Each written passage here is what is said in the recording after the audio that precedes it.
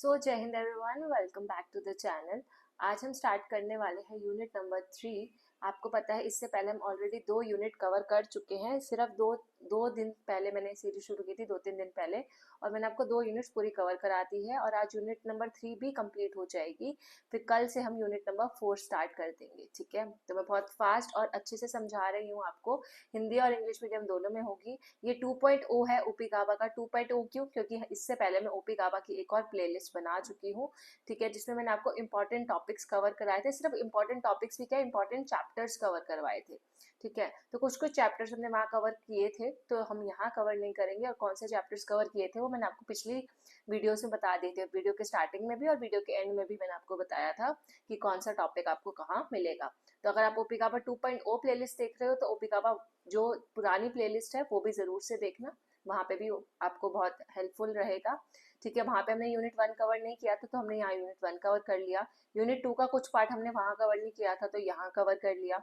और unit 2 almost मैंने आपको पिछली प्लेलिस्ट में करवा दी थी। और यूनिट 3 में भी मैं आपको अभी दिखा देती हूँ क्या क्या कवर करेंगे आज के लेक्चर में। तो हमारा ये हो चुका है यूनिट 1 कंप्लीट। यूनिट 2 मैंने आपको यहाँ तक कंप्लीट करा दिया था, और ये वाला जो पार्ट है, नेक्स्ट पार्ट, ये आपको पुरानी प्लेलिस्ट में मिल जाएगा, आइडियोलॉजी एंड टोटलिटेरियनिज्म से लेकर।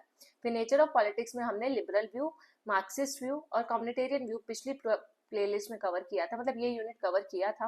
लेकिन हमने पॉलिटिक्स एज अ प्रोसेस और डिफरेंट व्यूज ऑफ पॉलिटिक्स करके जो हेडिंग थी वो हमने कवर नहीं की थी। मतलब डिफरेंट व्यूज में हमने ये तीनों व्यूज कवर किए थे। तो आज हम पॉलिटिक्स एज अ प्रोसेस क्या है वो समझेंगे। और इसके आगे का जो यूनिट 3 का जो बाकी पार्ट बचेगा, ये तीनों व्यूज, वो आपको पुराने लेक्चर में मिल जाएंगे, जिसका लिंक आपको डिस्क्रिप्शन में मिल जाएगा।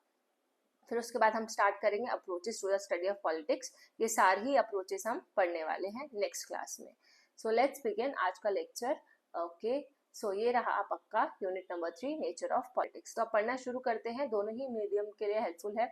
जहाँ पे हिंदी अनुवाद की जरूरत पड़ेगी वहाँ पे मैं आपको हिंदी में भी उन वर्ड्स का मतलब बता दूंगी, ठीक है, ताकि हिंदी मीडियम वाले भी नोट्स बना सके। और आपसे प्लीज ये रिक्वेस्ट है कि जितने भी अगर ग्रेजुएशन वाले बच्चे देख रहे हैं या पोस्ट ग्रेजुएशन वाले जिनको पॉलिटिकल साइंस ओपी गाबा से बेस बनाना है, तो आपका कोई ना कोई ग्रुप होगा, कॉलेज का कोई ना कोई ग्रुप होता है, तो प्लीज प्लीज उसमें शेयर कर देना, ताकि मेरी भी हेल्प हो और आपको, मतलब बाकी बच्चों की भी हेल्प हो जाएगी। और मेरा जो मेहनत है इतना सब बताने का, हिंदी अनुवाद करने का, समझाने का, पूरी बुक पढ़ाने का, क्योंकि बुक बहुत बोरिंग लगती है बच्चों को, तो वो मेहनत भी मेरी वेस्ट नहीं जानी चाहिए। और एज अ स्टूडेंट आपको ये नहीं सोचना कि अच्छा मैं पढ़ लेती हूँ, मैं बाकियों को क्यों बताऊँ, ठीक है, नहीं तो उनके ज्यादा मार्क्स आ जाएंगे। ऐसा कभी भी अपने मन में मत सोचना। हर बच्चे की आपको हेल्प करनी है, ठीक है। फिर वो उसकी मेहनत है कि वो कितना अच्छे से पढ़ रहा है और कितना अच्छे से याद रख पा रहा है, ठीक है। लेकिन शेयर आपको सबके साथ करना है, अपनी दीदी समझ के, मैम समझ के, जैसा भी आपको अच्छा लगे। प्लीज आपको लगे कि हाँ मेरी हेल्प हुई है मैम की वजह से या दीदी की वजह से, तो मेरे को भी सपोर्ट करना चाहिए उनके चैनल को, और ग्रुप्स वगैरह में शेयर करना चाहिए जिन बच्चों को भी पॉलिटिकल साइंस पढ़नी है, ठीक है। और इवन हिंदी मीडियम वालों के लिए भी। The term politics is applied to a particular social phenomena as well as to a systematic study of that phenomena. सो हमारी फर्स्ट लाइन क्या कह रही है कि जो पॉलिटिक्स जो वर्ड है उसका मतलब क्या होता है, वो कहाँ पे अप्लाई किया जाता है। तो पॉलिटिक्स वर्ड हम किस सेंस में यूज करते हैं बेसिकली, तब जो एक पर्टिकुलर सोशल फिनोमिना पे अप्लाई किया जाता है, जिसको हिंदी मीडियम वाले समझ सकते हैं सामाजिक घटना, ठीक है। तो एक सामाजिक जो भी फिनोमिना चल रहा है, घटना चल रही है, सिचुएशन चल रही है, उस पर हम पॉलिटिक्स को अप्लाई कर सकते हैं। एज वेल एज पॉलिटिक्स जो है, वो जो टर्म है वो एक सिस्टमैटिक स्टडी है किसी भी फिनोमिना की। फिनोमिना मैंने आपको समझाया, अगर हिंदी में बोले तो घटना, और सिस्टमैटिक स्टडी की अगर हम बात करें तो आप बोल सकते हो इसको व्यवस्थित अध्ययन, ठीक है। व्यवस्थित अध्ययन, स्पेलिंग चेक कर लेना आप। तो व्यवस्थित अध्ययन करना, इसको हम पॉलिटिक्स को बोलते हैं, ठीक है। ये जो अप्लाई किया जाता है बेसिकली इस पे। अब यहाँ पे एग्जांपल दे रखा है एरिस्टोटल का। एरिस्टोटल का, जिसको हम हिंदी में अरिस्टो बोलते हैं, इनकी एक फेमस बुक है पॉलिटिक्स। तो पॉलिटिक्स जो टर्म थी उन्होंने अलग सेंस में यूज की थी। एक ये डिस्टिंक्ट ब्रांच ऑफ स्टडी है, मतलब आप बोल सकते हो अध्ययन की एक अलग शाखा है, जब एरिस्टोटल ने इसको यूज किया था पॉलिटिक्स टर्म को, ठीक है। और जो मॉडर्न राइटर्स हैं वो पॉलिटिक्स टर्म का यूज बहुत फ्रिक्वेंटली करते हैं, मतलब बहुत ज्यादा पॉलिटिक्स टर्म का यूज करते हैं। ये इतना इंपॉर्टेंट नहीं है लाइन, एरिस्टोटल का एग्जांपल दे सकते हो, और बाकी यह फर्स्ट लाइन इंपॉर्टेंट हो जाएगी।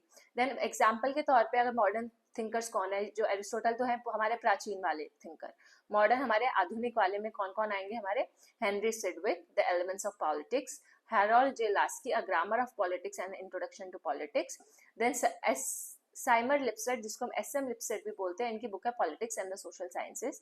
ये वाली जो टर्म्स है ये आपके UGC net exams point of view से बहुत इंपॉर्टेंट है, अगर नेट के बच्चे देख रहे हो तो।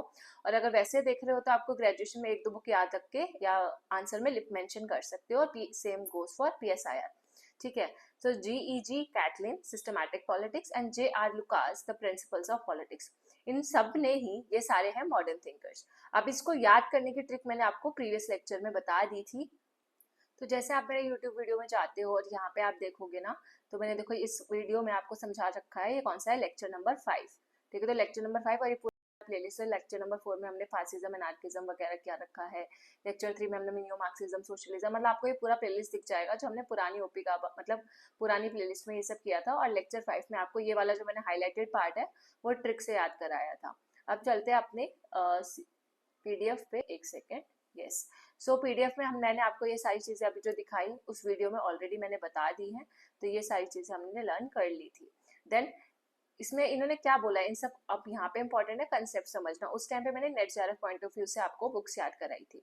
Treated politics as a particular subject of study, और इन सबने पॉलिटिक्स को एक स्टडी का एक सब्जेक्ट के तौर पे देखा है, जो कि हम पढ़ते भी हैं, पॉलिटिक्स को हम सब्जेक्ट ही पढ़ते हैं, इसमें कुछ ज्यादा खास है नहीं। और सिमिलरली जब हम कंपैरेटिव पॉलिटिक्स की बात करते हैं या इंटरनेशनल पॉलिटिक्स की बात करते हैं, मतलब वो पॉलिटिक्स की ही एक ब्रांच है। मतलब पॉलिटिक्स अपने आप में एक बड़ा वर्ड है, उसके अंदर अलग अलग शाखाएं हैं, जिसमें कंपैरेटिव पॉलिटिक्स भी है, इंटरनेशनल पॉलिटिक्स भी है, ठीक है। तो सब डिसिप्लिन आप बोल सकते हो, पॉलिटिक्स जो है एक मेजर डिसिप्लिन है। और किसी किसी यूनिवर्सिटीज में पॉलिटिक्स और पॉलिटिकल साइंस को इंटरचेंजेबली यूज किया जाता है एज अ नॉमेनक्लेचर। नॉमेनक्लेचर होता है as a term, as a name, ठीक है। कभी पॉलिटिक्स बोलते हैं या फिर पॉल साइंस बोलते हैं, तो दोनों एक ही बात समझी जाती है बहुत सारी यूनिवर्सिटीज में।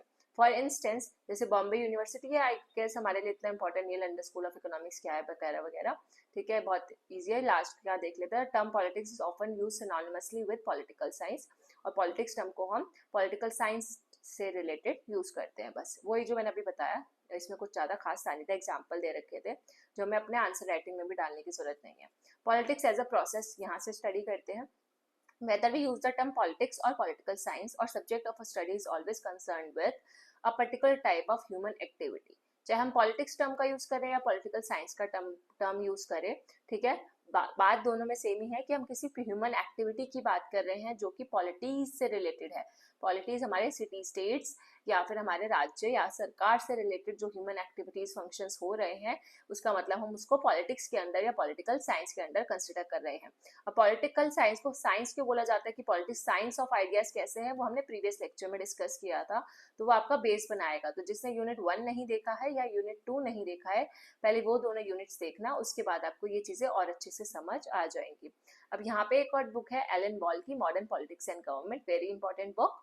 You can mention this book in your answer for PSIR or for graduation or something। और जो यूजीसी नेट वाले हैं उसको आप MCQ के तौर से आप इसको याद कर सकते हो एज अ फैक्ट।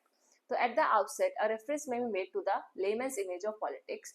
और एलन बॉल ने 2 प्रॉब्लम्स बताई arising from general impression about political activity.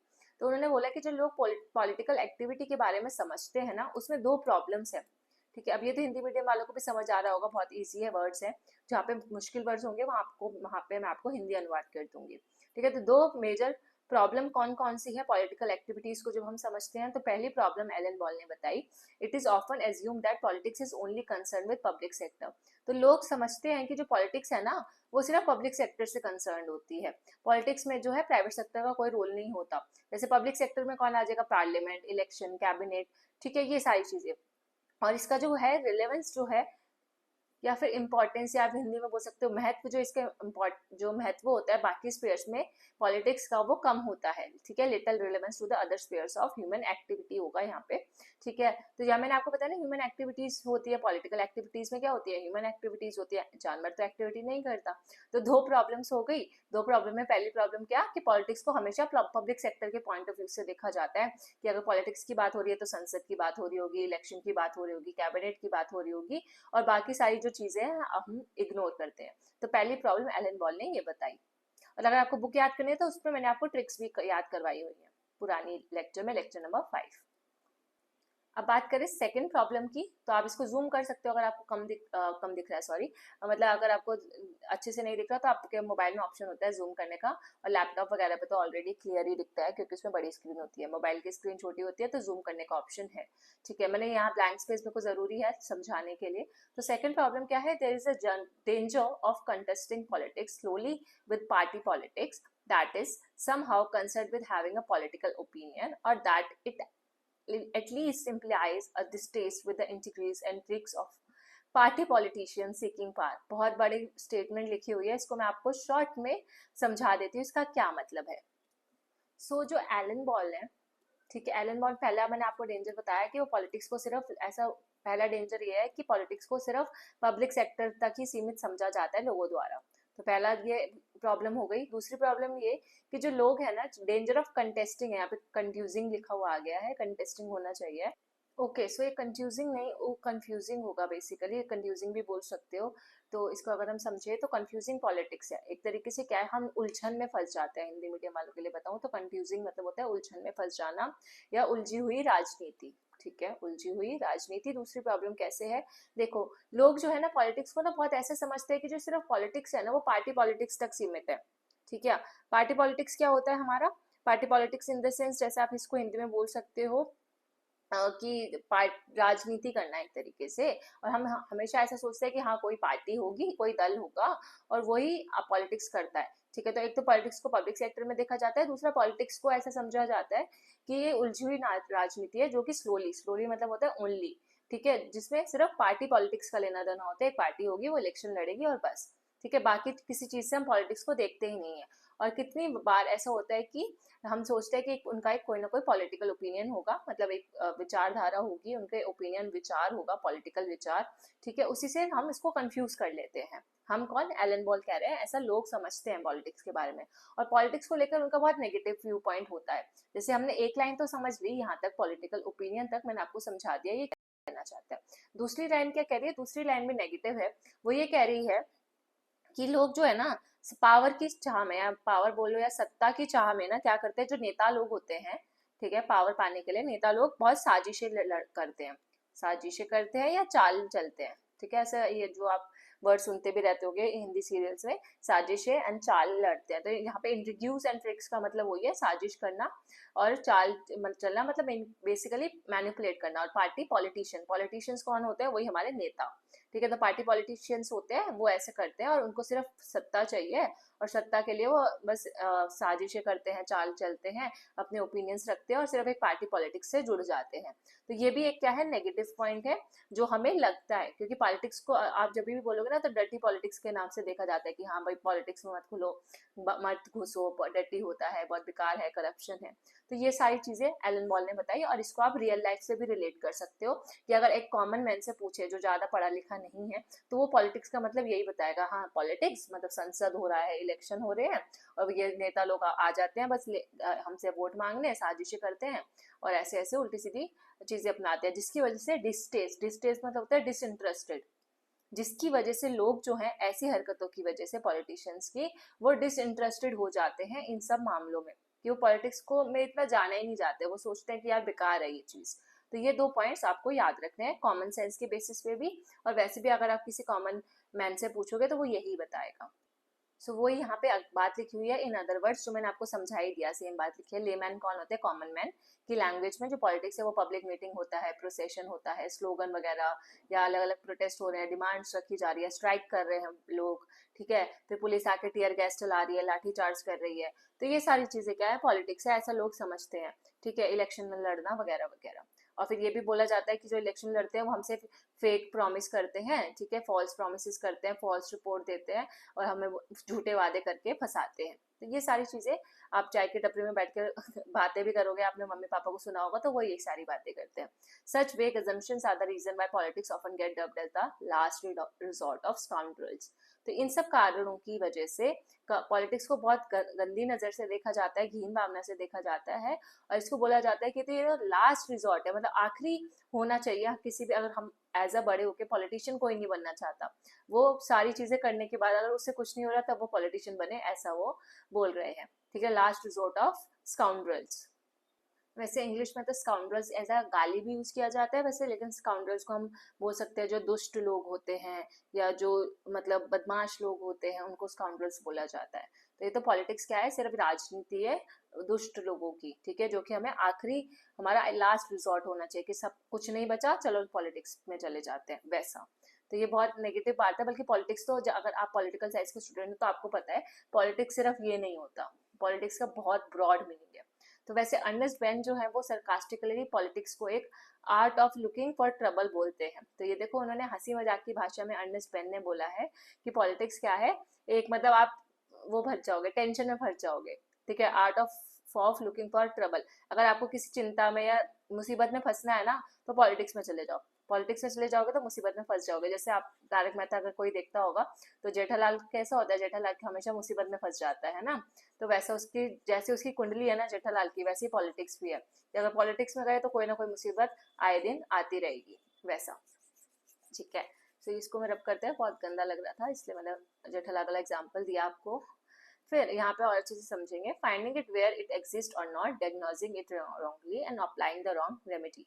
तो हम क्या करते हैं, अपनी मुसीबत जो आ जाती है ना, मुसीबत आ तो जाती है, हम उसको गलत तरीके से उसका विवरण करते हैं और गलत तरीके से उसको सॉल्व करने की कोशिश करते हैं, तो उससे वो जो चीज़ है वो और खराब हो जाती है। ऐसा कौन बोल रहा है, बेन। बेन कौन, बेन 10 आप कार्टून देखते होगे तो वैसे याद रख लो कि बेन बोल रहा है ये। That is why politics is sometimes condemned as a dirty game. जो मैं आपको बोल रही थी कि डर्टी पॉलिटिक्स या डर्टी गेम, इसलिए पॉलिटिक्स को डर्टी गेम बोला जाता है। तो ये भी वर्ड आप अपने आंसर में जरूर से इंक्लूड करना, अच्छा मतलब आपका आंसर अच्छा बनेगा। और जब आप इसको नेचर ऑफ पॉलिटिक्स समझा रहे होगे कि लेमन लैंग्वेज में ऐसी ऐसी बातें होती है, तो पहले आप आंसर शुरू करोगे तो आप बताओगे कि एक जनरल पर्सन के लिए एलन बॉल ने और एनएस पेन ने पॉलिटिक्स को कैसे डिफाइन किया है, और पॉलिटिक्स फिर आप समझाने के बाद बताओगे कि पॉलिटिक्स सच्ची में है क्या, तो वो यहाँ से शुरू होगा, ठीक है। Why students are advise to keep away from the politics, और स्टूडेंट्स को हमेशा बोला जाता है, इवन मम्मी पापा भी बोलते हैं कि भाई पॉलिटिक्स से दूर रहो, ये अच्छी चीज नहीं है, दलदल है। और जजेस और अदर इंटेलेक्चुअल्स को बोला are expected to keep themselves above politics, और हमेशा जो जज वगैरह होते हैं, न्यायाधीश होते हैं या बाकी जो इंटेलेक्चुअल्स होते हैं, उनको हमेशा बोला जाता है कि आप पॉलिटिक्स में, राजनीति में मत पढ़ो, उससे ऊपर ही रहो एक कदम। फिर बात करें for a systematic study of politics, लेकिन अगर हमें पॉलिटिक्स का अच्छे से अध्ययन करना है, सिस्टमैटिकली अध्ययन करना है, ठीक है, तो हमें क्या जरूरत है, to dispel such confusion and to lift politics from the arena of vague impressions. तो हमें इस जो कंफ्यूजन है ना, ये लोगों ने जो ये बातें फैला रखी हैं, जो कि सही भी हैं, मैं ये नहीं बोल रही कि गलत बातें, ऐसा होता भी है, लेकिन उसके अलावा भी पॉलिटिक्स बहुत सारी चीजें हैं ना, तो ये जो वेग चीजें लोगों ने फैला रखी हैं, वेग होता है कि मतलब जो सब मानते हैं, जो ऐसे ट्रेंड में चल रहा होता है बेसिकली, ठीक है वैसा।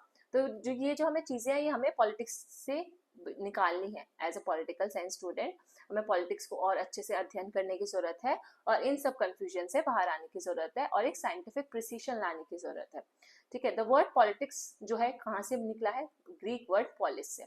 तब यहाँ से आपका आंसर अच्छा हो सकता है, आप इंट्रोडक्शन में यूज कर सकते हो। तो the word politics Greek word polis से बना है, जिसका मतलब होता है ग्रीक सिटी स्टेट। ये मैंने आपको यूनिट 1 में भी बताया था। और जो सिटीजन्स की जो एक्टिविटीज है in their role as members and operators of the state were termed by ancient Greek thinkers as polities. तो ऊपर एक वर्ड यूज हुआ था पॉलिटीज, जिसमें मैंने आपको बोला कि सिटी स्टेट होता है या फिर राज्य। तो यहाँ पे ये लिखा हुआ है पॉलिटीज कौन होते हैं, सिटीजन्स, ठीक है। तो सिटीजन्स के लिए पॉलिटीज वर्ड यूज किया जाता है, आगे से याद रखना, ठीक है। तो पॉलिटीज वर्ड किसके लिए यूज होता है, सिटीजन्स के लिए, और पॉलिस वर्ड यूज होता है सिटी स्टेट्स के लिए। तो सिटी स्टेट हो गई पॉलिस, और उसमें रहने वाले नागरिक हो गए पॉलिटीज। दस from the very beginning politics को स्टेट के साथ ही देखा जाता है, मतलब पॉलिटिक्स मतलब स्टेट। जिसने यूनिट 1 पढ़ा है उसको बहुत इजीली समझ आएगा, ये हमने यूनिट 1 में भी पढ़ा था। और पॉलिटिकल साइंस को साइंस ऑफ स्टेट बोला जाता है, ये भी हमने पढ़ लिया था कल के लेक्चर में।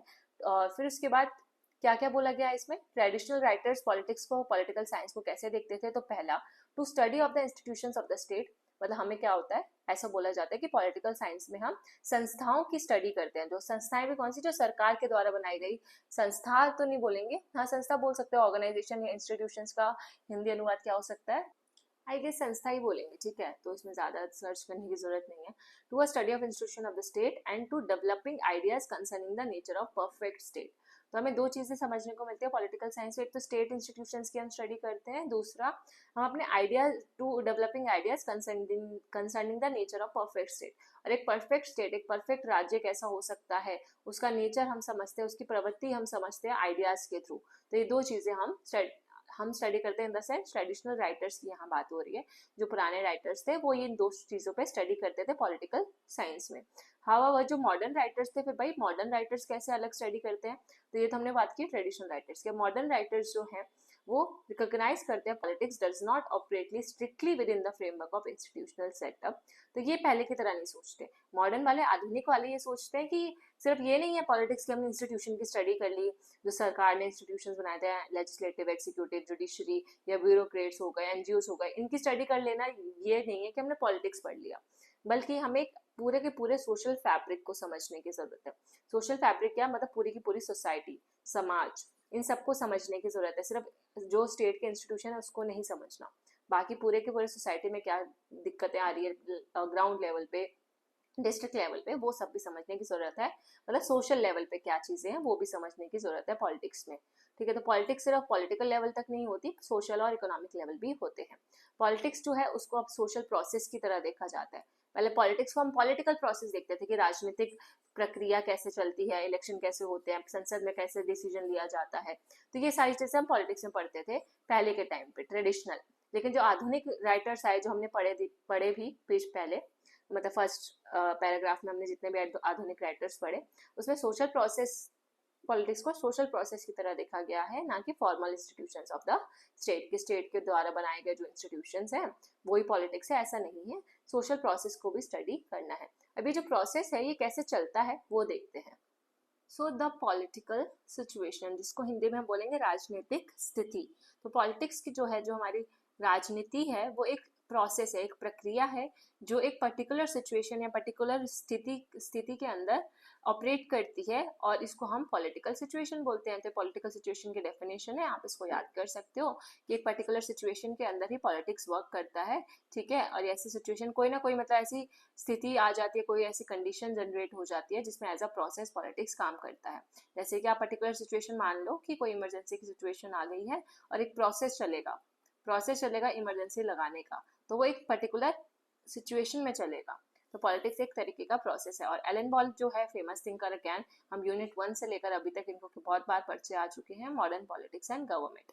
मॉडर्न पॉलिटिक्स एंड गवर्नमेंट ने पॉलिटिकल एक्टिविटी को क्या बोला है एलन बॉल ने, तो एलन बॉल ने बोला है कि जो पॉलिटिकल एक्टिविटी है वो involves disagreements and reconciliation of those disagreements. तो पॉलिटिकल एक्टिविटीज क्या है, जिसमें हम अपना मत नहीं रखते, हम उससे असहमत हो सकते हैं। तो इसका अच्छा वर्ड हो सकता है कि असहमति जताना। तो कोई भी जो पॉलिटिकल एक्टिविटी में क्या क्या होता है, अगर आप कोई पॉलिटिकल एक्टिविटी में इन्वॉल्व हो, ठीक है, कुछ भी काम कर रहे हो, बहुत सारी पॉलिटिकल एक्टिविटीज हो सकती हैं, तो उसमें आप अपनी असहमति दिखाते हो, और वो असहमति का जब रिकंसाइलेशन होता है, मतलब सब असहमत होकर एक डिसीजन पे पहुंचते हैं कि नहीं मेरे को भी ये ए बोलता है कि नहीं मैं भी इस डिसीजन से सहमत नहीं हूँ, बी भी बोलता है मैं भी सहमत नहीं हूँ, सी बोलता है मैं भी सहमत नहीं हूँ। तो ये क्या करेंगे, ये तीनों ही सहमत नहीं है, मान लो डी और ई तो सहमत है, तो ये जो डिसएग्रीमेंट है इन तीनों में, ये तीनों आपस में एक साथ आ जाएंगे और अपना एक साथ मत रखेंगे। तो पॉलिटिकल एक्टिविटीज में ऐसा होता है, ऐसा एलन बॉल बोलते हैं। इन अदर वर्ड्स, दूसरे शब्दों में अगर इसको बात करें इसी लाइन को, the essence of political situation is conflict and resolution of that conflict. तो सबसे अच्छी बात यहाँ लिखी हुई है कि पॉलिटिक्स में अगर कन्फ्लिक्ट नहीं होंगे, वाद विवाद नहीं होंगे, तो वो पॉलिटिक्स नहीं कहलाई जाएगी। और वाद विवाद का होना नेगेटिव नहीं है, यहाँ पे वाद विवाद का होना पॉजिटिव है।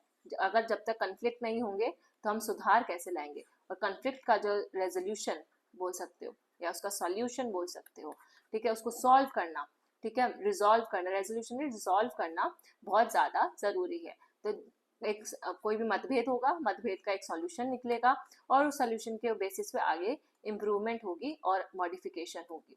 तो एलन बॉल बोल रहे हैं कि भाई पॉलिटिक्स में मतभेद होना, कन्फ्लिक्ट होना तो जरूरी है। ऐसे कौन, एक और थिंकर भी बोलती थी, एमपी फॉलेट, है ना। देन स्टीफन एल वाजपाई, तो ये भी पॉलिटिकल साइंस के थिंकर हैं, the discipline and it's dimension and introduction 1972।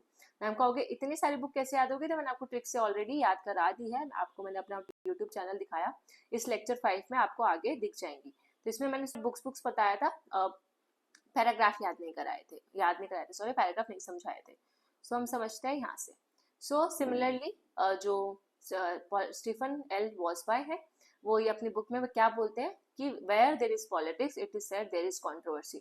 जहाँ पॉलिटिक्स होगी वहाँ कंट्रोवर्सी तो होगी। वेयर देयर आर इश्यूज, जहाँ पे इश्यूज होंगे, मुद्दे होंगे, वहाँ पे भी पॉलिटिक्स होगी। मैंने बोला ना कि जेठालाल की कुंडली की तरह है पॉलिटिक्स। पॉलिटिक्स में घुस गए तो मतलब कुछ ना कुछ होना ही होना है।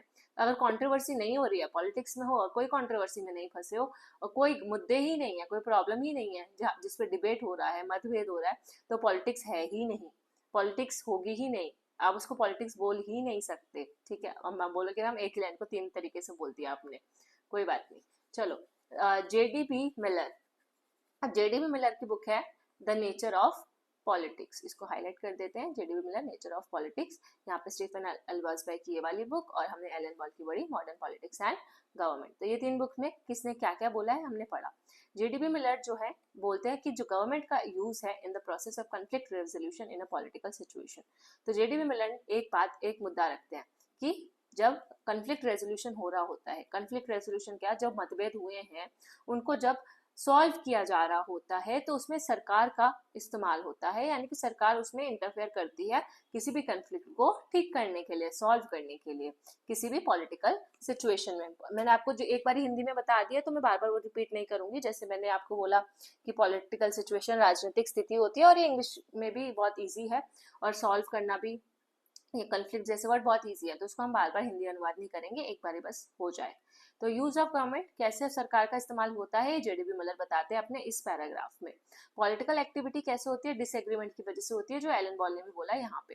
And it is concern with the use of government to resolve the conflict. और जब भी मतभेद आते हैं, डिसएग्रीमेंट, असहमति होती है, ठीक है, असहमति जब होती है तो सरकार आती है, इंटरफेयर करती है और उस कॉन्फ्लिक्ट को रिजॉल्व यानी कि सॉल्व करने की कोशिश करती है इन डायरेक्शन ऑफ चेंज, ताकि एक सुधार आ सके, चेंज आ सके, और या तो उस चेंज को रोका जा सके। दो ही चीज हो सकती है, या तो सुधार आएगा या तो उस चेंज को रोका जाएगा। अगर पॉजिटिव कोई चीज होने वाली है उसको कन्फ्लिक्ट करने की वजह से, तो वो आगे बढ़ेंगे कि हाँ भाई चेंज लाना जरूरी है। अगर वो चेंज नेगेटिव हो रहा है तो उसको रोकने की कोशिश करेंगे कि नहीं, ये चेंज नहीं होना नहीं चाहिए, और कन्फ्लिक्ट सॉल्व करेंगे इस तरीके से कि चेंज ना आए। तो दोनों ही बातें हो सकती हैं कि सरकार का काम कॉन्फ्लिक्ट को सॉल्व करना है, चेंज भी लाना या चेंज को रोकना, दो काम हो सकते हैं। पॉलिटिक्स को हम बाकी चीजों से अलग डिस्टिंग्विश समझते हैं, आगे बढ़ते हैं इसमें। सो ये आगे पेज नंबर 82 पे लिखा है, it is a distinguish activity. Politics एक अलग एक्टिविटी है जिसमें डिमांड्स सम जो क्या डिमांड करती है, पॉलिटिकल एक्टिविटी की डिमांड होती है कि कुछ इनिशियल डिसएग्रीमेंट होना पार्टीज और पर्सन्स के बीच में, and the presence of government as a means of resolving the disagreement in some direction. वही सेम बात लिखी हुई है जो मैंने आपको ऊपर समझाई कि यहाँ पे पार्टीज और लोगों के बीच में आपस में मतभेद होते हैं और सरकार आके उसको सॉल्व करती है, बस इतना ही लिखा।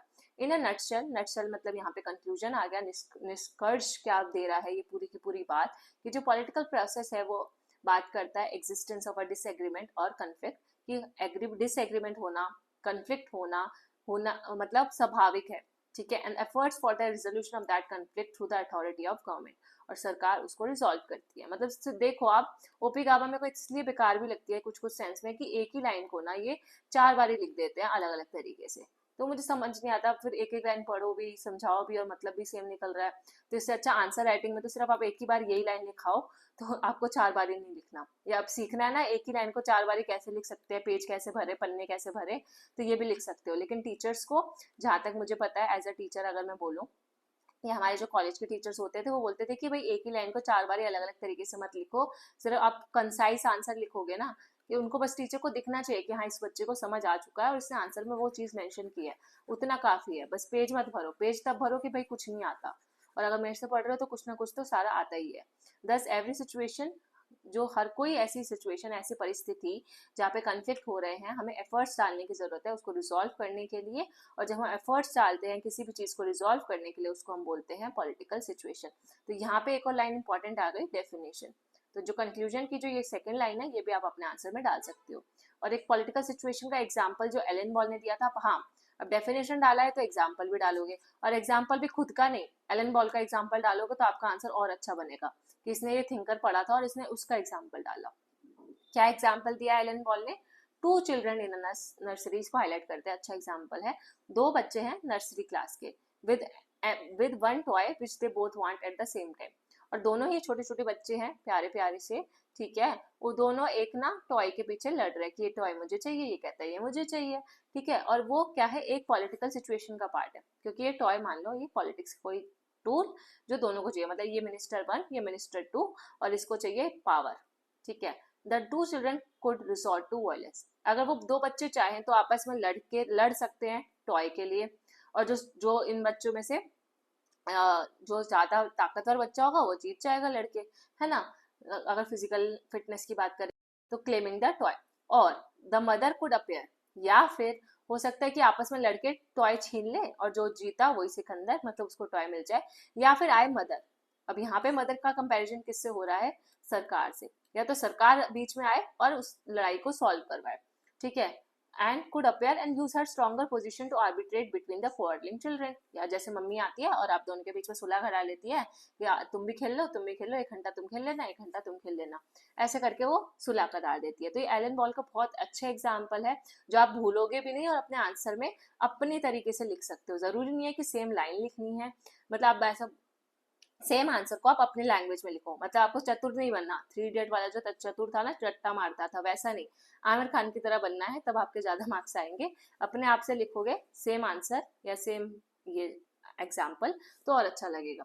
तो ये एग्जाम्पल में 2 डिफेक्ट्स हैं। एलन बॉल बोलते हैं कि पहला, ये प्राइवेट कन्फ्लिक्ट की बात हो रही है 2 बच्चों के बीच में, ठीक है, प्राइवेट स्फेयर पे चल रहा है, ठीक है। और जो पॉलिटिकल सिचुएशन है वो पब्लिक लेवल पे होती है, जैसे कि हमने एलन बॉल ने बोला था अपनी फर्स्ट प्रॉब्लम में।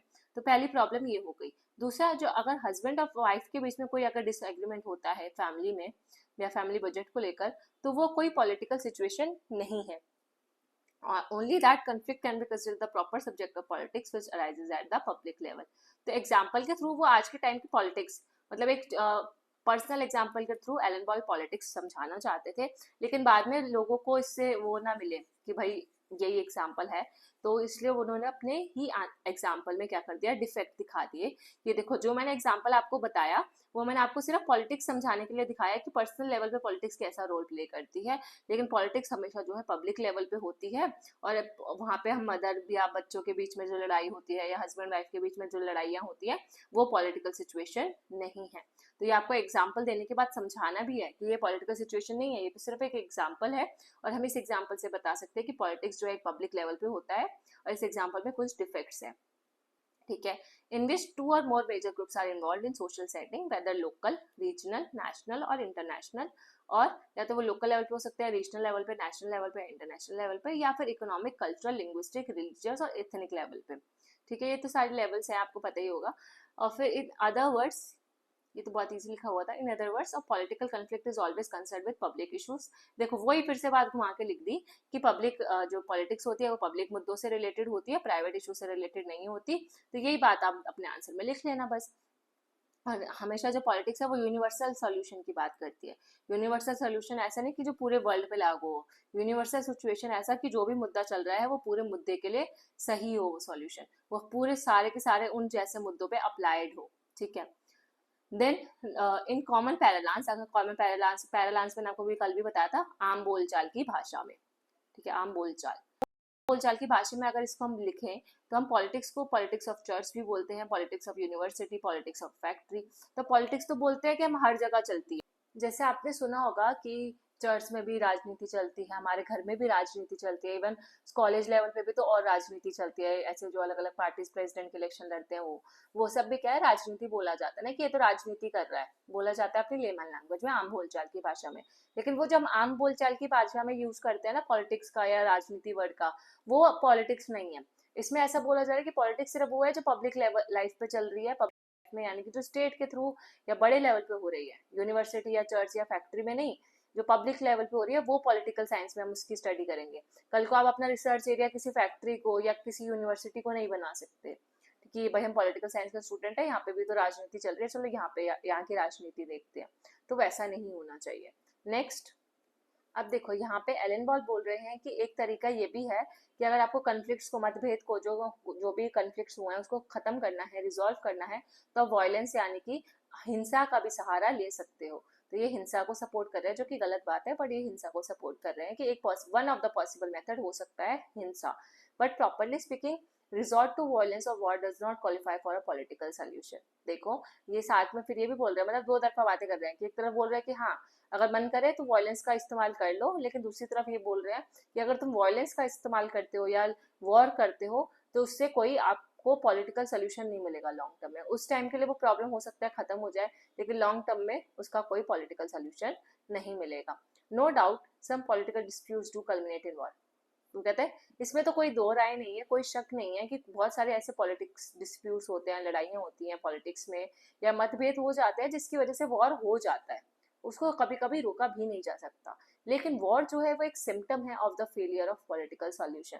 लेकिन अगर आप वॉर करना पड़ रहा है ना आपने, मतलब आपको, अगर कोई कंट्री या कोई स्टेट अगर वॉर कर रहा है क्योंकि वो किसी किसमें पॉलिटिकल डिस्प्यूट में फंस गया है, तो इसका मतलब वो जो स्टेट है या वो पॉलिटी जो है वो असमर्थ है किस चीज के लिए, पॉलिटिकल सॉल्यूशन के लिए, कि मतलब वो इतने कैपेबल ही नहीं है कि वो पॉलिटिकल सोल्यूशन ला सके, इसलिए उनको वॉर करना पड़ा। क्योंकि वॉर जो है सबसे इजी तरीका है कि भाई लड़ाई हो गई चलो वॉर कर लिया, तो अपने गन वगैरह लेकर पहुंच गए, आर्मी लेकर पहुंच गए और लड़ लिया। लेकिन अगर वो पॉलिटिकल सोल्यूशन नहीं कहलाया जाएगा, वॉर पॉलिटिकल सोल्यूशन नहीं है। वॉर एक तरीका है कन्फ्लिक्ट को सॉल्व करने का। तो देखो दो यहाँ पे दो बातें पता चली हमें, कौन कौन से दो वर्ड, एक कन्फ्लिक्ट रेजोल्यूशन और एक पॉलिटिकल सोल्यूशन। दो अलग अलग चीजें हैं। कन्फ्लिक्ट को सॉल्व करना है तो वो तो हिंसा से भी हो सकता है, वॉर से भी हो सकता है। लेकिन अगर पॉलिटिकल सोल्यूशन जो है वो वॉर उसका पार्ट नहीं हो सकता। पॉलिटिकल सोल्यूशन का मतलब क्या होता है, परसुएशन। परसुएशन क्या मतलब, लोगों को कन्विंस करना, मनाना। आर्बिट्रेशन, लोगों के साथ कॉम्प्रोमाइज करना, प्रेशर डालना कि भाई ऐसा कर लो नहीं तो हम ऐसा कर देंगे, लड़ना नहीं, सिर्फ ऐसा बोलना। काउंटिंग ऑफ वोट्स, या कोई आपने इलेक्शन करवा के, अगर आपके बीच में लड़ाई हुई है तो इलेक्शन करवा के आपने उस बंदे को रख लिया कि जिसको ज्यादा वोट मिलेंगे वो जीतेगा और उसकी बात मानी जाएगी। या कोई ऐसी मतलब तकनीक का यूज करना, टैक्टिक्स का यूज करना जो वॉर वॉर जितनी वॉर ना हो और कुछ भी हो ऐसा। और solution is suppose to be acceptable to the parties, और जो भी आपका पॉलिटिकल सोल्यूशन निकलेगा वो दोनों ही पार्टीज को एक्सेप्टेबल होना चाहिए, मतलब दोनों ही पार्टीज उसमें हामी भरनी चाहिए कि हाँ मैं भी मानता हूँ यस, और ये बोलता है यस मैं भी मानता हूँ ये सॉल्यूशन बेस्ट है। तो ऐसा अगर सॉल्यूशन है तभी वो पॉलिटिकल सॉल्यूशन है। ऐसा नहीं कि हमने कोई ऐसा सॉल्यूशन निकाल लिया कि उसको इतना प्रेशराइज कर दिया, वो तो उसके हित में नहीं था, आप तो मान गए पर वो नहीं माना, एक यस है एक नो है, तो वो पॉलिटिकल सॉल्यूशन नहीं माना जाएगा डिस्प्यूट का। अब ये पॉसिबल कैसे है, अब ये सारी जो चीजें पॉलिटिकल सोल्यूशन लाना वो भी बिना वॉर लड़े, वो कैसे पॉसिबल है, तो वो आता है आगे डेविड ईस्टन की theory, politics as authoritative allocation of values, जिसमें डेविड ईस्टन की बुक है the political system and inquiry into the state of political science. इस बुक में वो बताते हैं कि कैसे हम पॉलिटिकल सोल्यूशन ला सकते हैं। तो पहला वो बोलते हैं कि पॉलिटिक्स का अथॉरिटेटिव एलोकेशन ऑफ वैल्यूज बहुत इंपॉर्टेंट है। अगर इसको मैं हिंदी मीडियम वालों के लिए ट्रांसलेट करूं तो आप सुन लो ध्यान से मैं क्या बोल रही हूँ। मूल्यों का आधिकारिक आवंटन, मतलब पॉलिटिक्स का अथॉरिटेटिव एलोकेशन। ठीक है, मूल्यों का आधिकारिक आवंटन, तो ये हो गया अथॉरिटेटिव एलोकेशन का मतलब हिंदी मीडियम के लिए। पॉलिटिक्स जो है वो अथॉरिटेटिव एलोकेशन ऑफ वैल्यूज की बात करता है फॉर सोसाइटी। और यहाँ पे वैल्यूज क्या है, तीन तीन वर्ड है यहाँ पे, वैल्यूज है, दूसरा वर्ड है एलोकेशन और तीसरा वर्ड है अथॉरिटेटिव। अथॉरिटेटिव आपको पता चल गया आधिकारिक, और वैल्यूज हमारे मूल्य, और एलोकेट करना मतलब उसका आवंटन करना। ठीक है, अब वैसे तो मैंने आपको ये जो लेक्चर 5 था इसमें मैंने आपको समझा दिया था इसी लेक्चर में आगे कि क्या है, जब हम इस लेक्चर पढ़ेंगे। अभी ऐड आ गई, चलो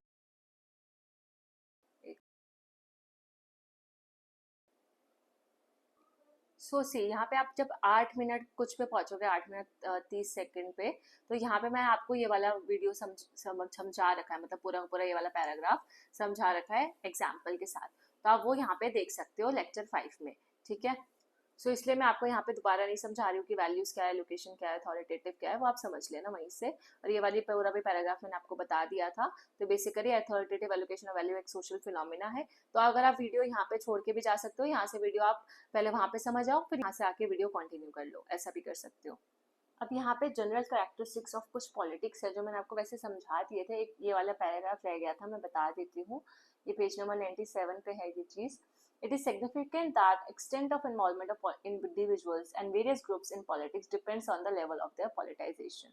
मतलब कि किस हद तक जो वहाँ के नागरिक है, इंडिविजुअल है, या किस हद तक जो वहाँ के समूह हैं या ग्रुप्स हैं, वो किस हद तक पॉलिटिक्स में इन्वॉल्व रहते हैं, ठीक है, वो डिपेंड किस पे करता है, हमारा इन्वॉल्व होना, हमारा पार्टिसिपेशन, सहभागिता जो है पॉलिटिक्स में, वो डिपेंड करती है पॉलिटाइजेशन पे, लेवल ऑफ पॉलिटाइजेशन पे। लेवल ऑफ पॉलिटाइजेशन हिंदी में बोल सकते हैं आप इसका राजनीतिकरण, ठीक है। तो राजनीतिकरण यहाँ पे क्या है, राजनीतिकरण मतलब ऐसे मुद्दों पे भी अप्लाई किया जा सकता है जैसे पॉलिटाइजेशन ऑफ कास्ट, और या फिर किसी हम ह्यूमन बींग्स पे भी पॉलिटाइजेशन वर्ड अप्लाई कर सकते हैं।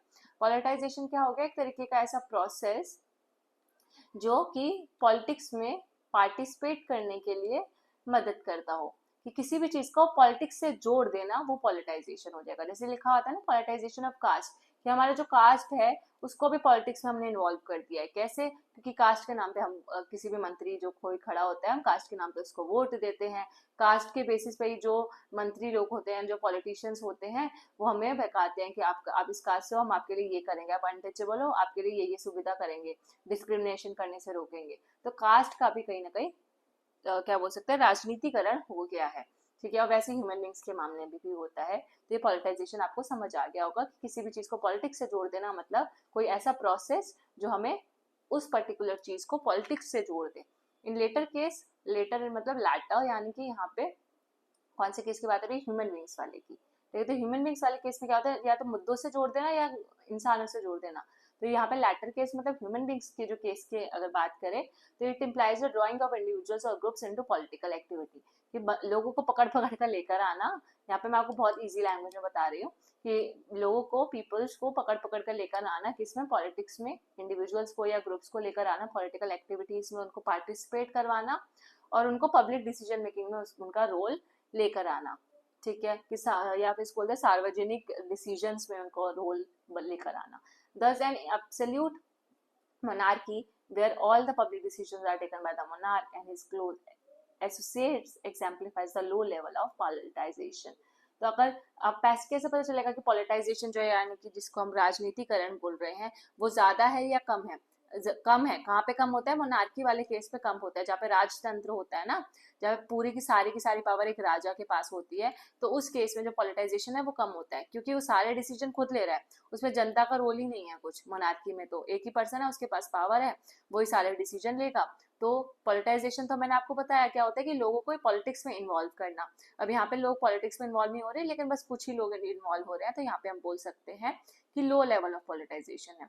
इन कॉन्ट्रास्ट एंशियंट, आगे बढ़ते हैं, एंशियंट ग्रीक सिटी स्टेट्स में क्या होता था, हाई लेवल ऑफ पॉलिटाइजेशन। तो ये भी आप अपने आंसर में इंक्लूड कर सकते हो कि जो ग्रीक सिटी स्टेट्स थे, वहाँ पे लोग पॉलिटिक्स में बहुत ज्यादा इन्वॉल्व थे।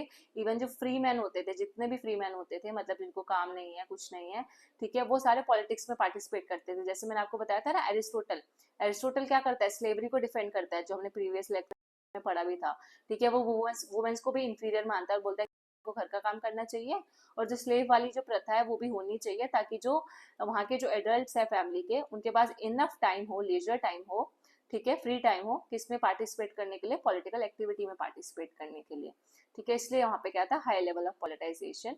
Yes, yet it was by no means universal. लेकिन ये जो ग्रीक सिटी स्टेट्स में ऐसा होना, ऐसा नहीं था, कि जरूरी नहीं था कि वो हर जगह सेम अप्लाई होता था, since it excluded the very large majority of slaves and aliens. मैंने आपको बोला ना कि यहाँ पे सिर्फ फ्री मैन ही थे जो पॉलिटिक्स में पार्टिसिपेट करते थे, स्लेव्स को पॉलिटिक्स में पार्टिसिपेट करना अलाउड नहीं था, वुमेन को अलाउड नहीं था, एलियंस, एलियंस ऐसे नहीं कि जो दूसरे ग्रह से आए, नहीं, एलियंस मतलब जो बाहर के लोग हैं, ग्रीक के बाहर के लोग, ग्रीस के बाहर के लोग, उनको भी पॉलिटिकल एक्टिविटी में पार्टिसिपेट करना अलाउड नहीं था ग्रीक सिटी स्टेट्स में। Again, under a military dictatorship politicisation is confined to military junta. तो अगर मिलिट्री डिक्टेटरशिप है मान लो कहीं, तो वहाँ पे मिलिट्री जुंटा के द्वारा ही पॉलिटाइजेशन होगा।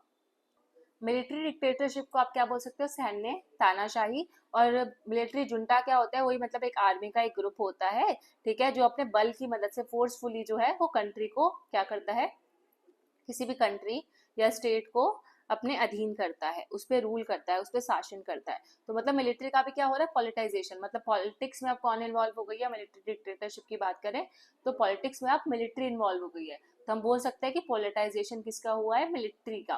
कहाँ पे, मिलिट्री डिक्टेटरशिप में, sorry, it was only under a democracy सिर्फ, लेकिन ऐसा सिर्फ डेमोक्रेसी में ही, लोकतंत्र में ही पॉसिबल है कि जहाँ पे पॉलिटाइजेशन जो है हर लोगों का होता है, मतलब हर किसी का पॉलिटाइजेशन होता है। यहाँ पे 18 साल से ऊपर हो तो आप पॉलिटिक्स में पार्टिसिपेट करो, वोट करो, ठीक है, मंत्री बनना है, या 25 साल की एज तक आप वहाँ पे एमएलए के एमपी से इलेक्शन लड़ो, मतलब कुछ भी करो, ठीक है। तो ऐसा सिर्फ लोकतंत्र में ही है। तो सबसे ज्यादा लोकतंत्र में क्या होता है, हाईएस्ट लेवल ऑफ पॉलिटाइजेशन लोकतंत्र में होता है, ठीक है। हाउएवर, यहाँ पे एक सेकेंड, यहाँ पे देखो, हाउएवर जब एक इमरजेंसी डिक्लेयर की जाती है तो जो पॉलिटाइजेशन है, मतलब राजनीतिकरण किसका होता है, सिर्फ रूलिंग ग्रुप का होता है, क्योंकि उस टाइम पे इमरजेंसी लगी है तो हम सबको पार्टिसिपेट करने का मौका नहीं देते, ठीक है। Accordingly nature of politics as a social process में भी डिस्क्राइब्ड एज फॉलोज। तो अब पॉलिटिक्स को अगर हमें नेचर को समझना है तो हम एज अ सोशल प्रोसेस उसको समझने की जरूरत है, और उसमें कुछ 3-4 पॉइंट्स हैं जो मैं आपको भी दिखा देती हूँ। और लेकिन ये पॉइंट्स आपको तब तक समझ नहीं आएंगे तब तक आप, जो आपने हमने पीछे 2-3 पैराग्राफ छोड़े ना, तब तक आप वो मेरे लेक्चर 5 से कवर नहीं कर लेते यहाँ से, तब तक आपको वो समझ नहीं आएगा। तो पहले वो देख लेना।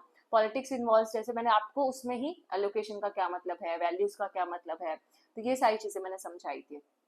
पॉलिटिक्स में कन्फ्लिक्ट होते हैं, डिस्प्यूट्स होते हैं, मतभेद होते हैं वैल्यूज एलोकेशन को लेकर, कि किसको कितनी मतलब कितनी चीज मिलेगी, एलोकेट होगी, ठीक है। तो अगर बात करें लास्ट लाइन अगर सिर्फ इसकी देखें तो कंफ्लिक्टिंग क्लेम्स में be advance by various groups, जिसमें हम बस सर्विसेज का एलोकेशन करते हैं कि किसको कहाँ पे कितने बच्चों को स्कूल बस की सर्विस मिलनी चाहिए। एलोकेट करना मतलब क्या होता है, देना एक तरीके से, स्कूल्स कितने होने चाहिए, हॉस्पिटल कितने, पब्लिक पार्क, तो किसको कितना मिलना चाहिए, ठीक है, वो एलोकेशन ऑफ वैल्यूज होता है। और पॉलिटिक्स में इन सब चीजों को मतभेद होते रहते हैं, और यहाँ पे एग्जांपल्स दे रखे हैं, बस आपको पढ़ना है एक बार ही अपने तरीके से, और कुछ नहीं है, इजी है ये।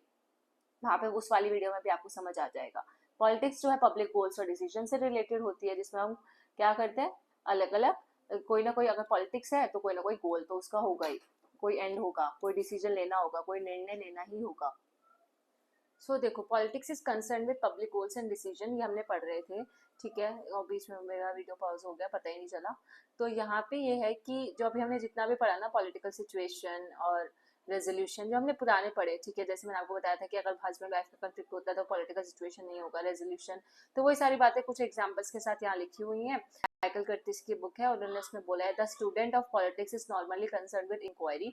अगर हम एज अ पॉलिटिकल साइंस अगर हम देखें अपने आप को, तो हमें पब्लिक कंसर्न से रिलेटेड जो मैटर्स होते हैं उस पर इंक्वायरी करनी होती है, उसको मूल्यांकन करना होता है, with the behaviour and acts that में भी कंसर्न सोसाइटी। और जो समाज से रिलेटेड, सोसाइटी से रिलेटेड जितने भी एक्ट्स हो रहे हैं, लोग कैसा बिहेव कर रहे हैं पॉलिटिक्स की तरफ लेके, मतलब ह्यूमन बिहेवियर कैसा है पॉलिटिक्स की तरफ एज अ टोटालिटी, विच में हम ultimately resolve by the exercise of legitimate coercion, और जिसको हम कैसे आखिरी में कैसे रिजॉल्व कर सकते हैं, कैसे सॉल्व कर सकते हैं, तो लेजिटिमेट कोरेशन से मतलब लेजिट, आज की जो जनरेशन है वो लेजिट वर्ड यूज करती है, मतलब एकदम लीगल तरीके से, एकदम सही तरीके से कोरिशन, कोरिशन होता है फोर्स का इस्तेमाल करना, जो, और ये लेजिटिमेट कोरिशन की पावर किसके पास होती है, तो स्टेट के पास होती है, हमारे पास नहीं है। स्टेट को हमने ही वो पावर दी है कि वो फोर्स का इस्तेमाल कर सकता है अगर कोई उसकी बात ना माने। लेजिटिमेट को आप लीगल भी बोल सकते हो, ठीक है। अब थर्ड पॉइंट जो हमारा कैरेक्टरिस्टिक दे रखा है जनरल कैरेक्टरिस्टिक्स में, कि जो पॉलिटिक्स है, जो राजनीति है, उसमें हमें अथॉरिटेटिव डिसीजन लेने की जरूरत होती है, यानी कि अधिकारिणिक निर्णय लेने की जरूरत होती है, कि जो हमारे डिसीजन, जो भी हम निर्णय ले रहे हैं, वो अथॉरिटेटिव होना चाहिए, उसकी कोई अथॉरिटी होनी चाहिए। अथॉरिटी क्या होती है, कैसे हम करते हैं, तो उसको मैंने आपको यूनिट 1 में पढ़ा दिया था, ठीक है। तो यूनिट 1 अभी अगर आप सिस्टमैटिक तरीके से देखोगे तो आपको सब कुछ समझ आएगा, जो मैंने यहाँ पे लीव किया है ना वो भी आपको समझ आएगा।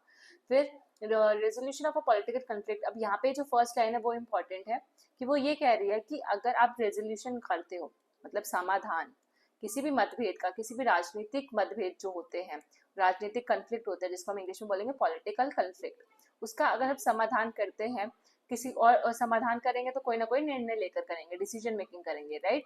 और ये डिसीजन मेकिंग अगर लोग एक्सेप्ट कर ले, मतलब जिसके लिए वो समाधान किया गया, फॉर एग्जाम्पल हमने जो कोई कंफ्लिक्ट था, ए और बी के बीच में कंफ्लिक्ट था, और हमने पॉलिटिकल कंफ्लिक्ट को सॉल्व किया, जैसे मान लो बीजेपी और कांग्रेस के बीच में कोई कंफ्लिक्ट था, उसको हमने रिजॉल्व किया एक डिसीजन मेकिंग लेकर।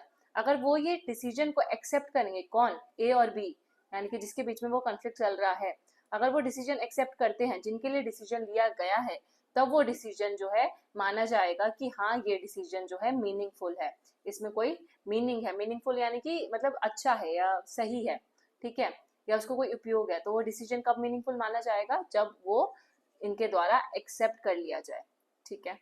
तो ये लाइन ये लिखी हुई थी। फिर डेविड ईस्टन ने बोला कि अथॉरिटेटिव जो पॉलिसी है उसको हमें अथॉरिटेटिव की तरह एक्सेप्ट करना चाहिए सेवरल ग्राउंड्स पे। किन किन बिना पे हम इसको एक्सेप्ट कर सकते हैं, मोरल ग्राउंड्स पे, ट्रेडिशनल पे, कस्टमरी बेसिस पे, या purely from fear of consequences. या फिर किसी किसी को हो सकता है कि अगर हमने एक्सेप्ट नहीं किया तो उनको डर हो सकता है कि आगे और कुछ भी हो जाएगा, तो इससे बेहतर है इसको एक्सेप्ट कर लो, ठीक है कि नहीं तो आगे इसके जो परिणाम है वो और गलत हो सकते हैं। तो ये सारा सिस्टम में बोला है। फिर इन अदर वर्ड्स, वही अदर वर्ड्स में वही बात लिखी हुई है कि तो अथॉरिटी में क्या होता है, लेजिटिमेसी होती है और पावर। तो अथॉरिटी किससे मिलके बनता है, लेजिटिमेसी प्लस पावर। मतलब वो लीगल भी हो और पावर हो, लेकिन वो लीगल पावर हो, तब आपकी वो अथॉरिटी कहलाई जाती है। यही सेम बात मैंने आपको ओपी गाबा की पुरानी प्लेलिस्ट में भी बताई थी, और हमने जब हम शायद पावर का कॉन्सेप्ट पढ़ रहे थे उसमें भी मैंने आपको पावर की एक अलग से वीडियो है, मैं आपको दिखा देती हूँ।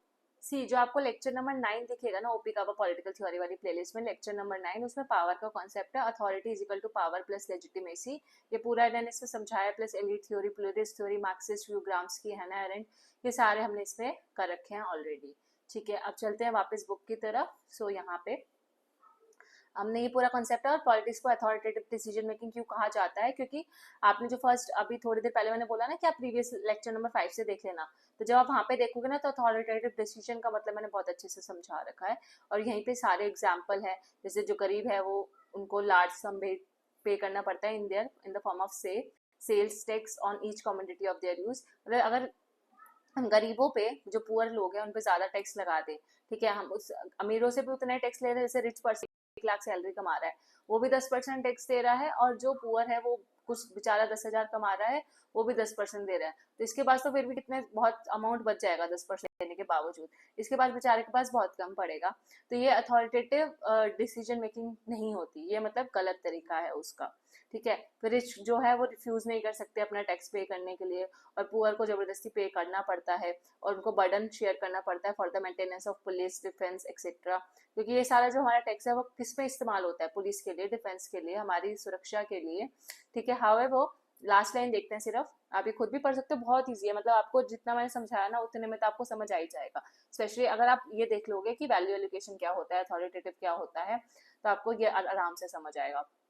तो अथॉरिटेटिव एलोकेशन जो है उसको हम इटर्नल और अनअल्टरेबल मानते हैं कि इसको हम कभी चेंज नहीं कर सकते, ऐसा होना ही होना है। अनअल्टरेबल है, इटर्नल है, इटर्नल मतलब जो हमेशा के लिए चलता रहेगा, ठीक है। It holds that field until a new arrangement is establish as authoritative. और ये तब तक चलता रहेगा कि जब तक एक नया फील्ड ऑफ अथॉरिटेटिवनेस नहीं आ जाता। देन पॉलिटिक्स में इंटरेस्ट ग्रुप्स होते हैं, ठीक है। इंटरेस्ट ग्रुप्स को हिंदी में भी इंटरेस्ट ग्रुप्स ही बोलेंगे, और जिसमें इंटरेस्ट का क्लैश होता है, अलग अलग हमारे अलग अलग इंटरेस्ट होते हैं। इंटरेस्ट क्या होता है कि आपकी अलग अलग इच्छाएं बोल सकते हो, या फिर इंटरेस्ट तो इजी वर्ड आ जाएगा समझ। इंटरेस्ट का क्लैश होता है आपस में, डिफरेंट लार्ज ग्रुप्स, अगर ए ग्रुप है और बी ग्रुप है, आपका प्रेफरेंसेस कुछ और है, आपके इंटरेस्ट कुछ और है, मेरे कुछ और है, तो हमारे बीच में क्लैशेस होंगे ही होंगे वैसा। और सोसाइटी में भी बहुत लोग होते हैं जिनके अलग अलग विचारधारा या इंटरेस्ट हो सकते हैं, ठीक है। और उनको क्या होता है, जब जो अथॉरिटेटिव एलोकेशन ऑफ वैल्यूज है वो कहाँ से निकलता है, वो एमिनेट होता है इन इंटरेस्ट ग्रुप से। तो यही इंटरेस्ट ग्रुप्स हैं जो हमें हेल्प करते हैं, हमें यानी कि सरकार को हेल्प करते हैं अथॉरिटेटिव एलोकेशन ऑफ वैल्यूज के लिए, ठीक है। अब आपको ये समझना पड़ेगा क्या है, थोड़े से आप पुरानी वीडियोस में जाके समझो। फिर ये हो गया, देन वहां पे भी मैंने ये सारे पॉइंट समझा रखे हैं, मैं एक बार बस ओवरव्यू दे रही हूँ। पॉलिटिक्स जो है एक इंस्ट्रूमेंट है कन्फ्लिक्ट रेजोल्यूशन का, ये अभी तक हम सुबह से मतलब जब से लेक्चर शुरू हुआ है तब से हम कन्फ्लिक्ट रेजोल्यूशन की ही बात कर रहे हैं, तो वही सारी बातें इसमें दोबारा से रिपीटेड है और कुछ नहीं है। और फिर इसके बाद आ जाएगा डिफरेंट व्यू ऑफ पॉलिटिक्स, जिसमें हम लिबरल व्यू, मार्क्सिस्ट व्यू और कम्युनिटेरियन व्यू पढ़ेंगे। और पढ़ेंगे नहीं, पढ़ चुके हैं, मैं आपको दिखा देती हूँ, एक सेकेंड। ये रहा लेक्चर नंबर 5, ये आपको दिख रहा होगा, यहाँ पे मैं कर्सर घुमा रही हूँ, ये 4 ये 5। तो 5th में लिबरल, मार्क्सिस्ट और कम्युनिटेरियन व्यू आप वहाँ से पढ़ सकते हो आराम से। तो यहाँ पे हमारा खत्म होता है यूनिट नंबर 3। अब पढ़ेंगे हम यूनिट नंबर 4 इंटरडिसिप्लिनरी वाला। अब इंटरडिसिप्लिनरी अप्रोच यूनिट 4 से हम स्टार्ट करेंगे नेक्स्ट लेक्चर में। So thank you so much for watching, मिलते हैं नेक्स्ट लेक्चर में। Stay tuned and take care. अगर अच्छा लगे तो do share with your friends. Tata bye bye.